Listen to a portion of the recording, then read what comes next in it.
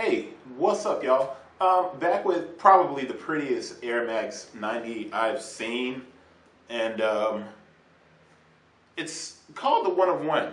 And I did a little bit of research. I love that translucent outsole. It's perfect.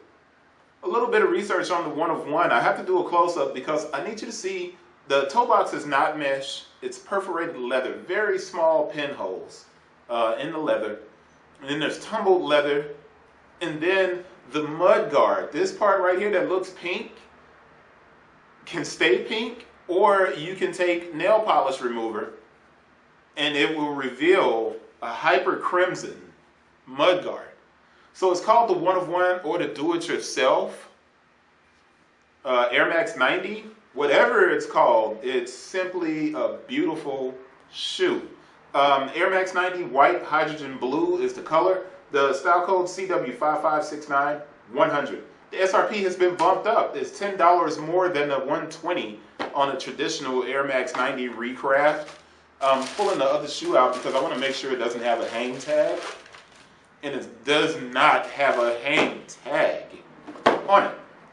But like I said, the mud guard can be removed with acetone or nail polish remover, and you'll get a hyper crimson. This thing is pretty, man.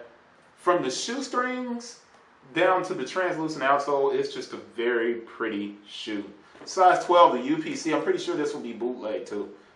Is 194-275-541-273, and there's a 16 at the end. I'm going to lift this up real quick and just sit it on my hand here because I want to see if it has a stamp, and it does. The stamp is 02-26-2020. 02-26-2020. There's no sticker on the inside. 02-26-2020. I'm going to drop this back down for the dates of production. 11-20-19, 02-18-20, 02-26, a week after, man. So the dates of production are fantastic. This does not pull off. It is not Velcro. It looks like it is, but the stitching, the tumbled leather tag on this thing is great, man. It's a really pretty shoe. The insole is blue, light blue, like the Max Air window is light blue.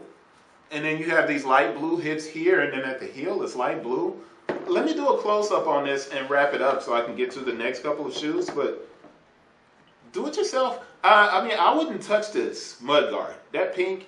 All right, so we got our close-up of the shoe, and I mean, I don't know if the camera can catch those details very well, but I'm telling you, man, that thing is just, it's just a really pretty shoe. As a matter of fact, I'm moving it up so you can see the medial shot here because I didn't want it to be out of focus. So I'm going to back this up and I'm going to turn it so you can see the heel.